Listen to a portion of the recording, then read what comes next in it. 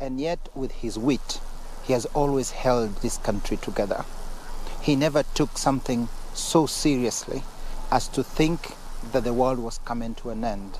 He lightened the moment and always pushed us and pushed every Kenyan to look forward with hope to solutions even to the worst crisis that we as a country have always faced. He himself in his personal life has faced many crises. Those moments when before the election, as you recall, when he had the accident and took it with courage, with boldness, and with peace and calm and serenity, without putting too much emphasis at what will happen. And thank God, with a great, deep sense of godliness.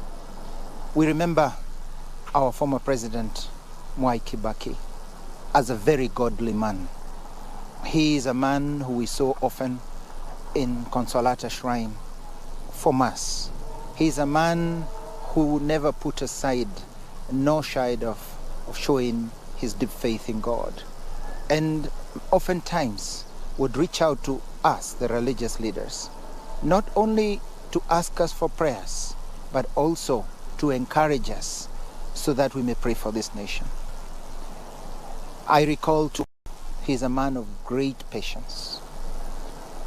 In the transitions that have happened in the government, when he took over and even after his second election, he always took it with style, with great statesmanship, with nobility, but again with a great sense of the value of the country, of the nation, and even with the various challenges that came, for example, after the 2007 post-election violence.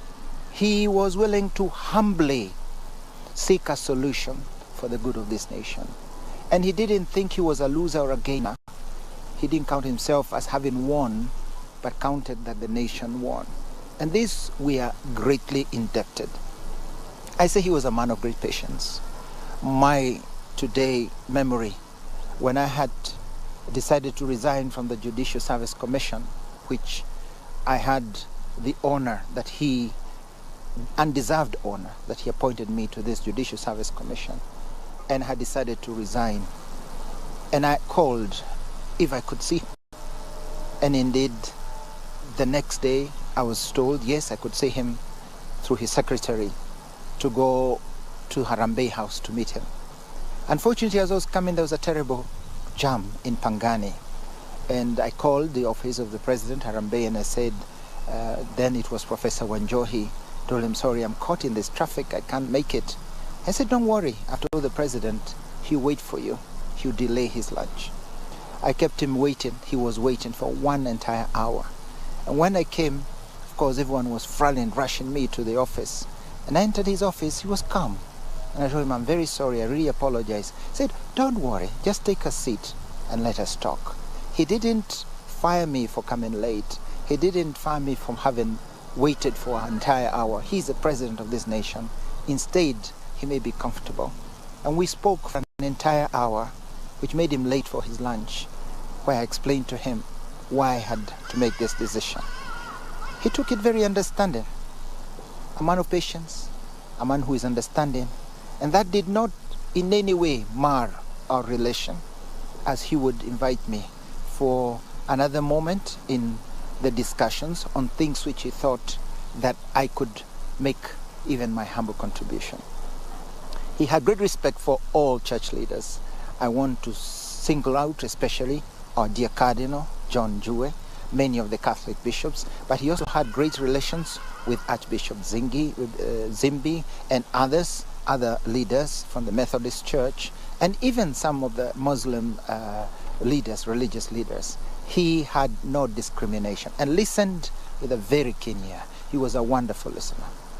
We lose a great statesman, but above all, we lose a father, a man who all these nations were both amused at when he made those jokes, but all of us admired and loved him as an elder and a father, because he came out as a man of equanimity, a man who was balanced in his character, in his statement, and in his leadership. We pray that God may give him a great reward for the services given to this nation. I'm sure also for the great services given to his family, To us also, who in one way have had some relation with him, that the Lord may reward him with eternal happiness and give him great joy where he had always longed as a good Christian to be. We also want to ask and pray for his family, that they may be consoled, that they may find comfort, and that the Lord may renew that joy that they know that their father has gone to the place he has longed for, and their grandfather and their great-grandfather. This is the wonderful news that while we are mourning, we are also happy to God who has rested him. In these last 3 years, his health has been not well. And so even many times we were worried about his health, and we always prayed for him, always trying to send messages to his family of encouragement. And so it's a rest after a long service to people and mankind, humankind, and to this country.